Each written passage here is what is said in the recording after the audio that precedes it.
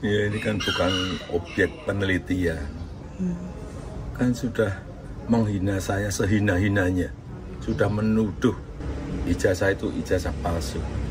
Sudah merendahkan saya serendah-rendahnya. Ya nanti dibuktikan lewat proses hukum. Nanti akan kita lihat proses di pengadilan seperti apa. Nanti akan menjadi pembelajaran kita semuanya. Anda justru ditanya supaya tidak terhina, jawab ketika Anda masih memegang kekuasaan. Supaya jelas bahwa Anda hanya menjawab pertanyaan warga negara karena warga negara memilih Anda sebagai kepala negara. Kedaulatan itu ada pada warga negara, bukan pada kepala negara. Ya, salah seorang kader partai sebar ijazah, saya nyebutnya, PSI itu, ngasih tahu di X ya, ini loh ijazah yang asli gitu ya, gitu. Disitulah kami kemudian melakukan research. Ya, teman-teman semua, kita sudah melihat ya statement dari Pak Jokowi menanggapi statement dari Bung Roy Suryo CS yang mengatakan bahwasanya pelaporan Pak Jokowi itu adalah salah satu kriminalisasi dari penelitian yang dimana Bung Roy Suryo CS, Bung Roy Suryo, Bang Rismon dan juga Dr. Tifa itu meneliti secara akademis ya soal ijazah dari Pak Jokowi. Nah teman-teman semua, nanti akan dibahas oleh Bung Roy Suryo. Tapi sedikit gue tambahin ya. Di sini Pak Jokowi mengatakan bahwasanya ijazah bukanlah objek penelitian. Dan juga Pak Jokowi merasa sudah direndahkan, dihina, dicaci maki lah intinya ya. Sehingga beliau harus melapor gitu. Seperti yang kita tahu ya, Bung Roy Suryo CS, kenapa sih kok meneliti ijazah dari Pak Jokowi gitu loh. Nah kalau gue melihat ya, mungkin di sini karena adanya fakta-fakta sehingga membuat Bang Roy Suryo, Dr. Rismon dan juga Dr. Tifa ini ingin meneliti gitu. Nah dan juga Pak Jokowi kan per hari ini belum mengeluarkan ijazah aslinya.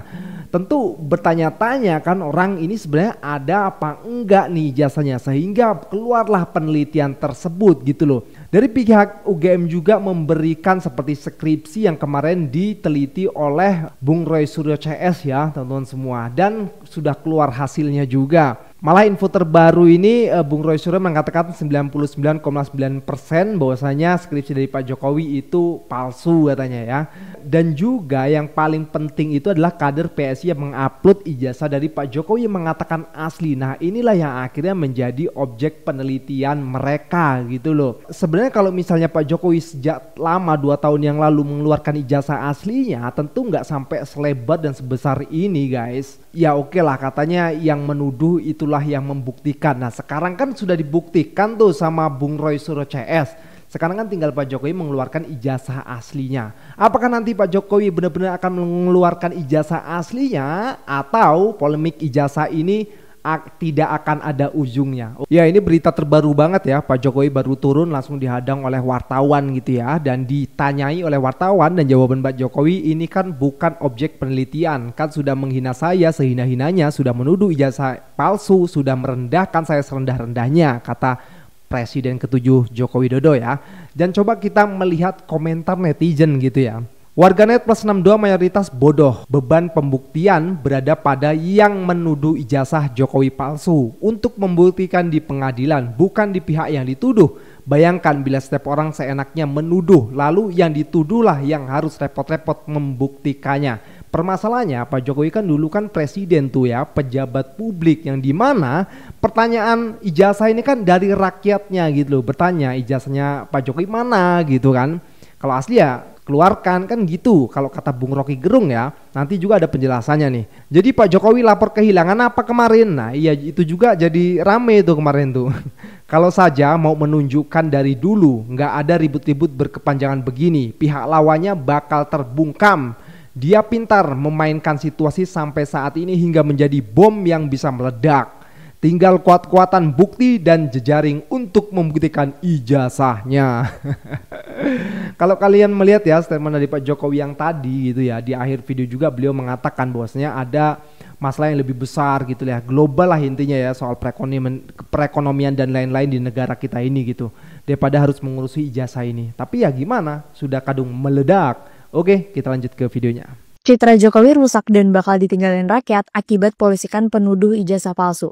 Guys, siapa yang sangka ya? Ternyata dugaan ijazah palsu Jokowi itu bakalan ngasih dampak gede buat nama Jokowi ke depannya. Menurut Saiful Anam dari Pusat Riset Politik, Hukum, dan Kebijakan Indonesia, nama Jokowi yang dikenal santun dan halus bakalan hancur karena malah polisikan aktivis yang nuduh ijazahnya palsu. Bagi Saiful, langkah itu bakal jadi penyesalannya Jokowi guys, karena rakyat bisa bakal tinggalin dia. Apalagi masih banyak loh keluarganya Jokowi yang pegang jabatan di pemerintahan. Dan ini bakal ngasih efek negatif buat karir mereka ke depannya. Rakyat bakal mikir kalau ternyata Jokowi ini orangnya berbahaya guys, karena dikit-dikit di bawah ke ranah hukum. Kalau menurut kalian, salah apa nggak sih guys Jokowi polisikan penuduh ijazah palsu? Kenapa Mas Roy tertarik untuk meneliti, ingin memastikan bahwa ini adalah palsu, ini adalah tidak, dan seterusnya? Kenapa? Ya, karena sebenarnya diawali dari statement Jokowi sendiri ya, ketika tahun 2013 dalam sebuah candaan dia dengan Pak Mahfud waktu itu dimuat di di media Tempo ya, mengatakan tentang IPK, IP kumulatif ya, dan membanggakan kalau selesai 5 tahun itu, tapi IPK-nya disebutkan di bawah 2 ya, meskipun itu mungkin candaan atau apa, banyak sekali yang akan berpikir kalau IP di bawah 2 mas, nggak mungkin bisa selesai 5 tahun, apalagi itu kelompok-kelompok fakultas eksak ya gitu. Jadi dengan SKS 154 ya yang ada pada strata 1 itu harusnya kalau IP-nya harusnya minimal 2,5 atau 3 lah minimal juga ya, baru dia bisa selesai, karena IP 2 itu aja hanya maksimal ngambil 18 SKS. Kalau di bawah hanya 15, dihitung aja itu pasti 7 tahun atau 9 tahun. Nah akhirnya banyaklah analis saya belum ikut waktu itu ya, belum komen, tak pikir nantilah belum ngapain juga gitu komen hal kayak. Baru setelah itu dipacu Sigit Sunarta yang menunjukkan itu, apalagi tanggal 1 April yang lalu ya, salah seorang kader partai sebar ijazah, saya nyebutnya PSI itu ngasih tahu di X ya, ini loh ijazah yang asli gitu ya gitu. Bahkan dalam utasnya dia cerita dapat langsung dari Jokowi lah gini. Nah, dan itu berwarna, beda dengan yang ditunjukkan Sigit Sunarta itu fotokopi, tapi itu cukup mirip.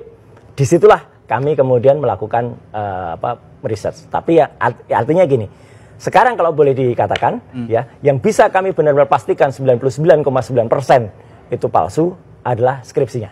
Tapi dengan skripsi yang 99,9 palsu ya, tidak mungkin kayaknya menimbulkan ijazah yang asli.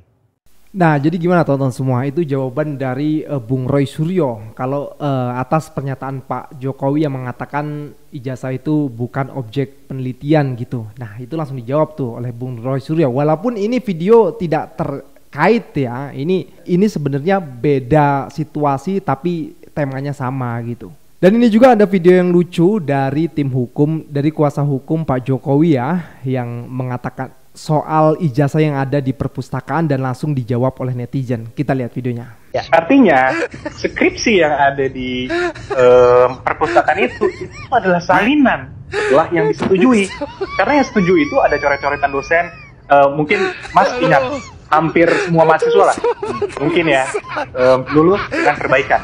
Nah, perbaikan itu kan yang nanti akan diperbaiki, baru dicetak ini, baru nanti masuk ke perpustakaan. Ya inilah yang harus diklarifikasi, jangan sampai nanti seakan-akan bahwa itulah skripsi Pak Jokowi yang dipakai untuk syarat kelulusan, itulah yang ada di Tapi dia nggak datang mas kayak di Solo kemarin. Oke. Ya. Mohon maaf nih, Bang Yakub Hasibuan. Kan Anda kan sebenarnya jadi pengacara juga seharusnya itu menempuh pendidikan S1 juga ya. Menjadi lawyer itu pasti S1 sarjana hukum lah.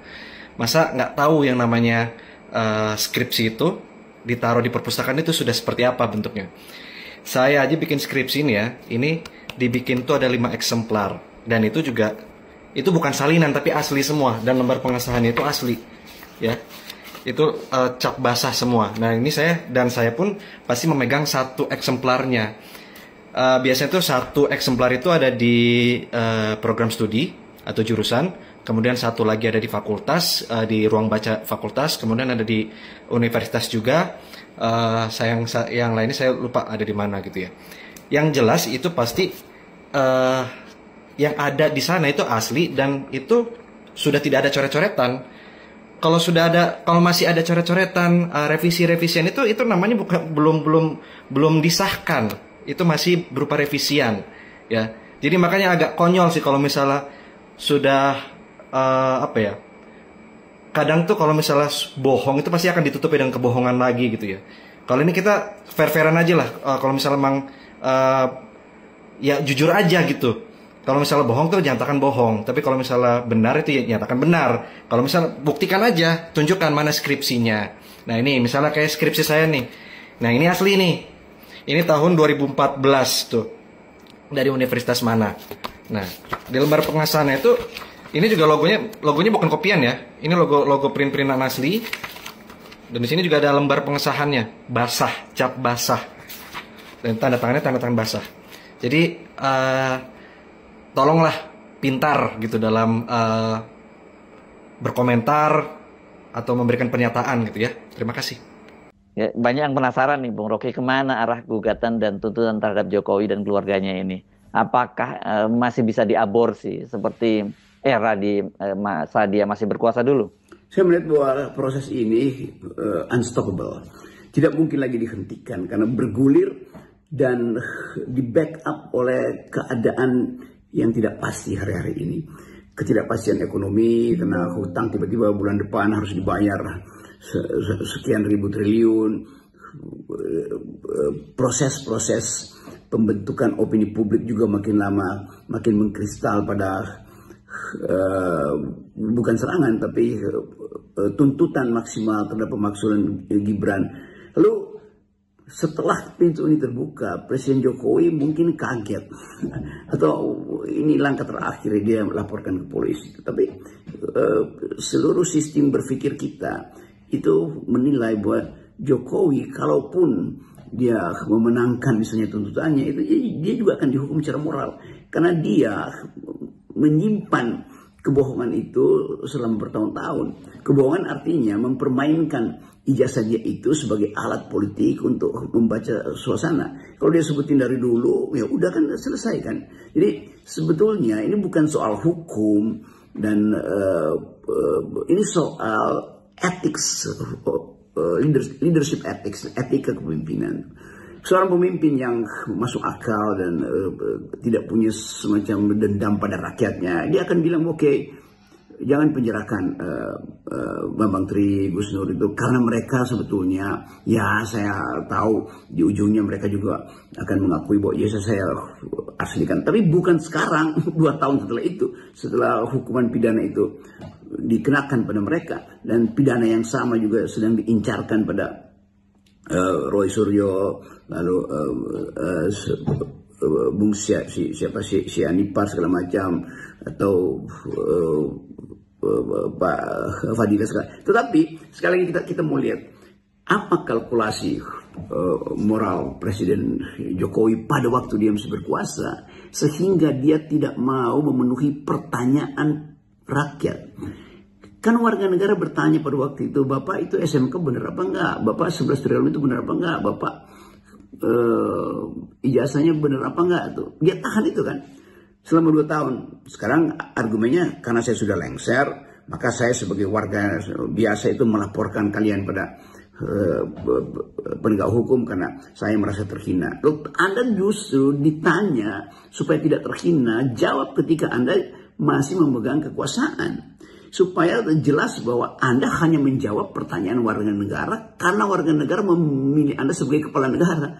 Kedaulatan itu ada pada warga negara, bukan pada kepala negara. Jadi pemahaman tentang etik demokrasi itu betul-betul tidak ada. Kita tidak lihat bahwa Presiden Jokowi itu memang sosok yang mengerti apa substansi dari demokrasi, yaitu pengendalian kekuasaan, yaitu hak warga negara untuk setiap saat menginterpelasi presidennya melalui wacana publik. Kan dulu itu wacana publik, warga negara bertanya, ijazahmu amanah sih? Kenapa saya mesti tanya ijazah? Ya Anda kepala negara, ya kan justru saya kepala negara. Justru karena kedaulatan ada di tangan warga negara, maka warga negara menginginkan kepala negaranya tidak berbohong. Kira-kira itu dalilnya. Jadi janganlah mentang-mentang apa di sisi penguasa, kekuasaan, ya kan, langsung cepat sekali. Bagi saya itu sudah masuk intimidasi loh. Besok saya juga konsultasi dengan pengacara bang itu, ya tulang saya itu, namanya Hari Lubis, ya tadi udah telepon sama saya. Tulang saya itu Lubis karena istri saya mama saya, pung saya itu Boru Siahaan. Jadi bonaniarinya atau nenek moyang yang melahirkan marga Siahaan itu adalah Boru Lubis, mamanya, ya. Jadi Lubis adalah apa ya? Spesial untuk Siahaan itu. Makanya langsung saya panggil tulang. Ya besok saya konsultasi, ya. Kalau bisa ya dituntut aja ya, biar jangan sembarangan, jangan karena di pihak pengacara di pihak sana gitu langsung sembarangan ngomong saya bohong, ya. Apanya dibilang itu terminologinya? Ujaran kebencian atau berita mengarah ke berita bohong? Mana bohongnya coba? Ya nggak bisanya berpendapat di Indonesia ini ahli, gitu loh. Ya justru di sini saya menegaskan bahwa saya independen. Dalam arti, ya memang pada saat kasus Tina Cirebon, kasus Jessica, ya saya bersama dengan kantor Otto Hasibuan. Tetapi kasus ini ya saya harus independen gitu loh. Ya, tidak ada yang mengikat saya. Gitu. Di kasus lain juga mungkin saya bisa berseberangan dengan tulang saya, Damai Hari Lubis kan. Gitu. Sepanjang saya basisnya ilmiah gitu. Ya, itulah ilmuwan, tidak terikat pada manusia, tetapi terikat pada basis ilmiah yang dia ketahui, dia analisa, itu sesungguhnya keilmuan itu. Makanya saya nggak mau masuk partai politik. Nanti disuruh saya sujud-sujud, cium tangan, terus nanti harus membela sesuai dengan kebutuhan perutnya. Mending saya menulis buku, ya, buku bahasa Inggris saya di Amazon, bisa saya jualan dan hidup, ya kan, dari royalti Amazon dan Google Books dan lainnya. Ya, pekerjaan-pekerjaan remote bisa sambil mancing di Danau Toba, enak-enak, daripada saya harus berafiliasi dengan partai, ya kan. Makanya saya bilang saya apolitik, jadi nggak terikat oleh setiran panduan-panduan atau pokoknya yang dipentingkan gitu loh. Makanya juga waktu saya diajak jadi ahli di mana itu di Pilpres ya, sengketa Pilpres, ya nggak mau saya, karena memang si rekap itu bermasalah kan, jelas itu bermasalah. Saya nggak mau di pihak yang akal logika analisa saya itu mendukung si rekap yang berantakan itu kan. Algoritma sederhananya itu mengotak-atik database supaya sekian porsinya untuk sini, berapapun input outputnya sekian, itu kan nenek-nenek juga bisa itu ya di backdoor ya. Oleh karena itu saya nggak mau, walaupun misalnya tawarannya komisaris ya sudah damai. Lebih baik saya hidup enak, ya kan? Hidup enak, tidur nyenyak, walaupun ya cukup makan lah, ya, daripada saya harus membela yang salah, tapi nggak bisa tidur, ya. Oke, kita baca lagi nih. Pengacara Jokowi konferensi pers Yakub Hasibuan mengatakan mereka tidak akan menunjukkan ijazah asli Jokowi untuk menunjukkan di pengadilan ketahuan. Coba kita meneladani Presiden Obama ya di Amerika. Ketika sebagian masyarakat Amerika menggugat status kewarganegaraannya, di mana dia lahir dan segala macam itu, birth certificate dan lainnya, dia langsung tunjukkan itu loh dengan jantan gitu loh, ya, untuk mengakhiri polemik itu. Obama bisa itu selesai kalau memang ada, why not gitu loh, daripada mengikuti aturan dalil-dalil hukum yang memangnya Pak Joko Widodo orang hukum, ya, anggap saja sebagai alumnus Gajah Mada. Kalau benar, ya harusnya bangga. Pak Jokowi bukan orang sembarangan, ya, itu presiden kita 10 tahun 2 periode, ya wajar hidupnya, fasilitasnya, dan kebijakannya memengaruhi kita semua. Hutangnya yang dia buat 8.500 triliun. Itu loh, bukan orang sembarangan dia. Kok bisa meratakan dengan random people seperti saya, nobody? Ya. Kan nggak bisa lah disamakan karena dia presiden. Kebijakan-kebijakannya melemahkan KPK. Ya, hutangnya 8.500 triliun. Yang 500 triliun itu untuk Pilpres Bansos. Ya. Jadi kebijakannya memengaruhi banyak orang. Bukan random people, makanya dia pengguna anggaran. Ya. Pembuat kebijakan. Ya wajar pengen terbuka. Gitu loh. Masa disamakan dengan orang di jalan sana, mana KTP-mu, asli enggak? STNK aja kita di jalan, mana STNK-mu, SIM-mu, polisi, terus kita kasih KTP legalisir? Kan nggak mau dia. Ya? KTP legalisir atau STNK legalisir, kan nggak mau Pak polisinya. Gitu loh.